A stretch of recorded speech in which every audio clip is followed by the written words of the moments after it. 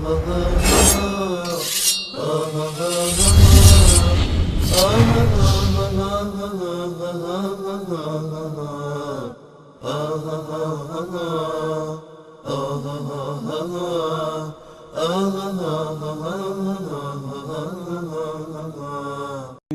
کلیپی از پخش میکنم تا شما واقعا افلاس این مدعیان دروغین تشیع رو ببینید تا چند اندازه است. اگر یادتون باشه در یکی از برنامه همینه که 3-4 هفته قبل بود، من در مورد همین تمسخر به شعائر الهی صحبت کردم و آیات سوره توبه رو خدمتتون ترجمه و تفسیرش رو در این برنامه ذکر نمودم و همین جمله رو که ما شکم پاره تر از این قاریان قرآن ندیدیم که اینو منافقین گفته بودن و سبب شد که این آیات نازل شد. اینا گرفتن، این رافضیا، احمد جان اگر این قسمت این صفحه رو نشون بدی، اومدن گرفتن این رو کلیپ کردن، همین جمله رو که توهین مدیر شبکه وصال حق به قاریان قرآن. این همون شخصی است که توهین مدیر شبکه وصال حق به ملت کرد رو کلیپش رو پخش کرده بود و مونتاژ کرده بودن، درست کرده بودن. این رو من خدمتتون نشون میدم. احمد جان اگر کامل صفحه رو داشته باشی، شما ببینید افلاس این قوم رو.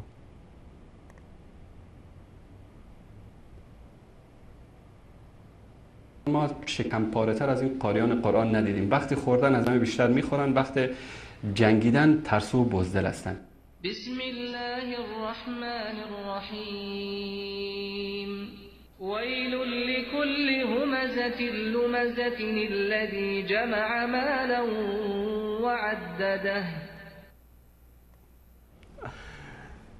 ببینید این است دین اثناعشری.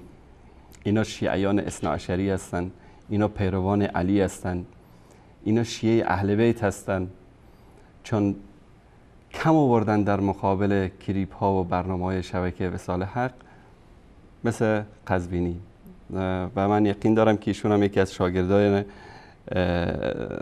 این مکتب هست، مکتب قزوینی، که چطور با تلبیس و با دروغ و با خیانت میخوان به مخالفینشون ضربه بزنن. البته این در دین و مذهب اینها من بارها نشون دادم و بازم نشون میدم تا شما عزیزان ببینید و با این مذهب آشنا بشید که اینها چطور توهین و اهانت به اهل سنت و مخالفینشون رو عبادت میدونن.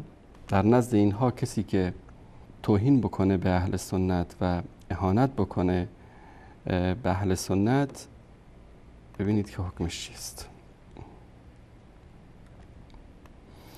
در کتاب مصباح الفقاهه فی المعاملات از سید ابوالقاسم موسوی خویی که دارالهادی بیروت این کتاب رو چاپ کرده، در این صفحه، در صفحه 11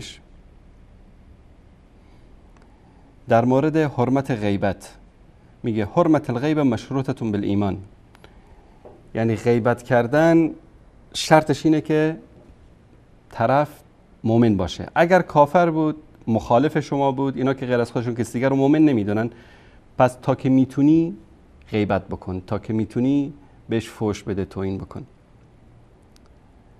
در اینجا چی میگه؟ ثم ان ظاهر الاخبار اختصاص حرمت الغیبه بالمؤمن. ظاهر اخبار میگه، اینو میگه که غیبت کردن، حرمت غیبت مخصوص مؤمنین است. اقول المراد من المؤمن هنا من آمن بالله و برسوله و بالمعاد و بالائمه الاثنی عشر. مؤمن در نزد شیعه کی است؟ کسی که به الله و رسول و معاد و 12 امام ایمان داشته باشه. اولهم علی ابن ابی طالب و آخرهم القائم الحج المنتظر عجل الله فرجه و جعلنا من اعوانه و انصاره و من انکر واحدا منهم جازت غیبته لوجوه. اگر طریقه روش آخوندی براتون بخونم این چیزا، کسی که یکی از اونها رو هم انکار بکنه، جایز است که ما غیبتشو بکنیم. الوجه الاول انه ثبت فی الروایات والادعیه والزیارات، میگه که صورت اول اینه که ثابت شده در روایت ها و دعاها و زیارتنامه اینا که جواز لعن المخالفین، لعنت کردن مخالفین جایزه،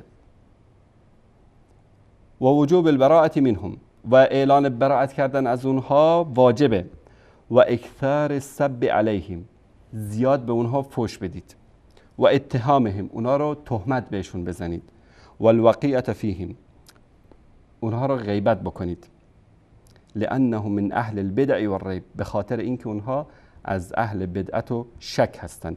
بل لا شبهة فی کفرهم، هیچ شکی نداریم که اینها کافر هستند.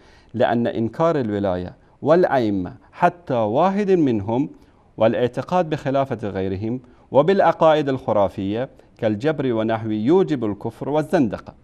میگه که شکی نداریم در کفرشون به خاطر اینکه انکار ولایت و ائمه حتی یکی از آنها و اعتقاد به اینکه کسی دیگر خلیفه از غیر از آنها و اعتقاد به عقاید الخرافیه، میگن دیگ به دیگ گفت رود سیاه.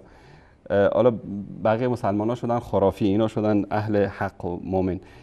مانند جبریا، اینا براشون سبب میشه که کافر باشن و زندیق باشن. و تدل علیه الاخبار المتواتره الظاهره فی کفر منکر الولایه، میگه اخبار متواتر و ظاهرش اینو میرسونه که منکر ولایت کافر است، و کفر المعتقد بالعقائد المذکوره، و کسی که اون عقایدی که بالا ذکر شده رو داشته باشه اون هم کافر است. این کتابی است که در این کتاب و من یعنی در مورد اینها ده ها سند از کتاب های مختلفشون دارم. حتی خمینی غیبت کردن، تهمت بستن، فحش دادن مخالفین رو جایز میدونه. در کتابش من بارها نشون دادم، نمیخوام دوباره اینجا وقت برنامه رو بگیرم.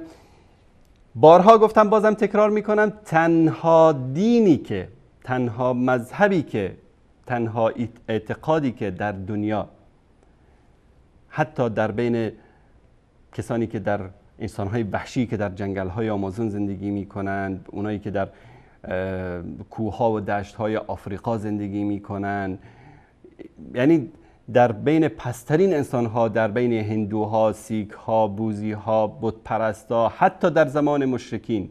ببینید در زمان مشرکین میگفتن محمد امین قبل از بعثت رسول الله صلی الله علیه و سلم.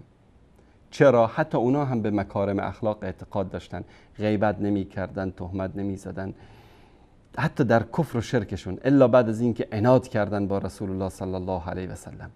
ببینید ابو سفیان با وجود مخالفتی که با رسول الله صلی الله علیه و سلم داشت، وقتی که در دربار نجاشی در مورد رسول الله صلی الله علیه و سلم ازش پرسید، راست خدا گفت، تهمت نزد به رسول الله.